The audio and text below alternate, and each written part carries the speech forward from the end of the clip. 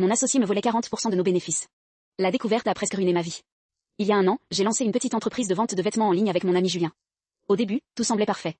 Nous avons investi 5 000 € chacun. Les premiers mois étaient fructueux.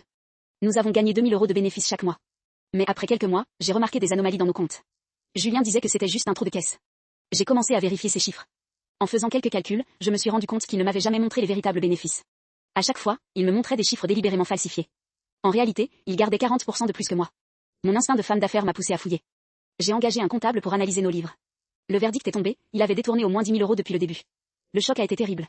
J'ai confronté Julien dans notre bureau, le cœur battant. Il a essayé de se défendre, mais je ne l'écoutais plus. Je me suis sentie trahie. J'ai décidé de prendre les choses en main.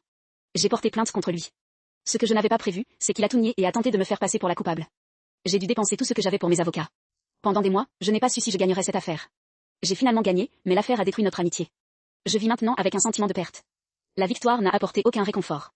Chaque fois que je vois une pub pour des vêtements en ligne, je pense à notre entreprise et à ce qu'elle aurait pu être. Mais maintenant, je n'arrive même plus à vendre mes propres créations. La trahison m'a volé bien plus que de l'argent. Abonnez-vous pour plus d'histoires.